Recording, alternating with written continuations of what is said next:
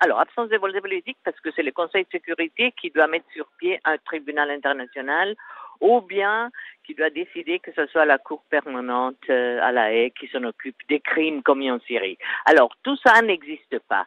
Alors, moi, je dis, la commission, dans la 7e année de travail, n'a plus un sens de ce travail parce que ces commissions, normalement, ils font des premiers rapports après une année et le Conseil de sécurité décide quoi faire. Tandis qu'ici, cette commission doit continuer à travailler, donc, à faire la liste des crimes qui sont commis en Syrie. Et il y en a chaque jour, de tous les côtés, de tous les partis à la guerre. Mais le Conseil de sécurité ne prend aucune décision. Alors, moi, j'estime, en tant qu'ancien procureur, que dans la 7e année, je ne veux plus rester dans cette commission, qui n'a plus un sens. Elle l'avait au début, le premier mois, la première année, si vous voulez, mais dans la 7e année, le Conseil de sécurité doit agir. Il y a eu pourtant des rapports qui ont été faits sur les violations des droits de l'homme. Chaque 6 mois, on fait un rapport au Conseil des droits humains. Chaque 6 mois, on demande justice pour les victimes. Rien ne se passe. Alors, c'est pour ça. Maintenant, moi, je m'en vais. Et pourquoi rien ne se passe? Qu'est-ce qui fait qu'il y a des blocages au Conseil de sécurité? On sait qu'il y a le veto des Russes.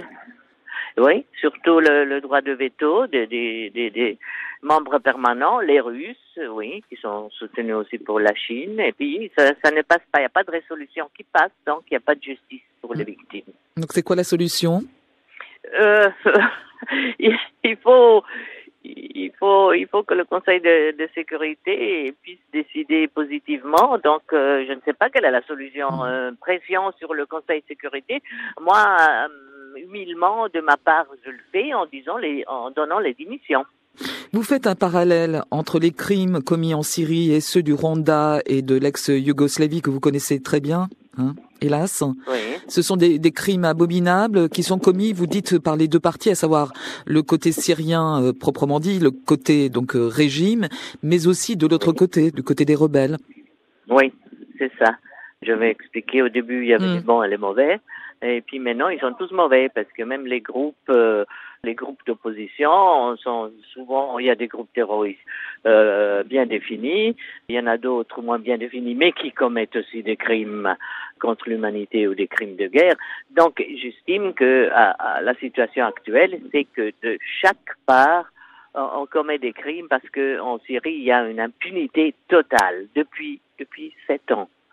On est dans la 7e année, donc 6 ans.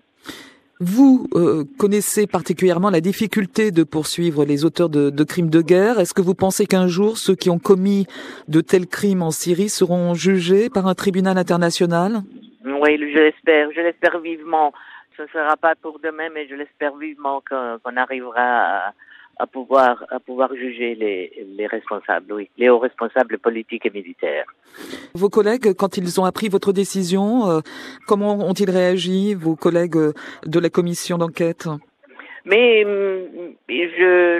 quand je leur ai dit, c'était déjà au mois de juin, n'est-ce pas, que je leur ai dit, et d'un côté ils comprennent, de l'autre ils préféraient que je reste, mais ils comprennent mon attitude, surtout parce que moi je suis procureur, je suis ancien procureur, mais je suis procureur, donc après 5 ans que je suis là et que je peux rien faire de positif, c'est pas mon rôle. J'aime pas. Mais en tout cas, je reste toujours très attentif sur la situation en Syrie et les victimes en Syrie.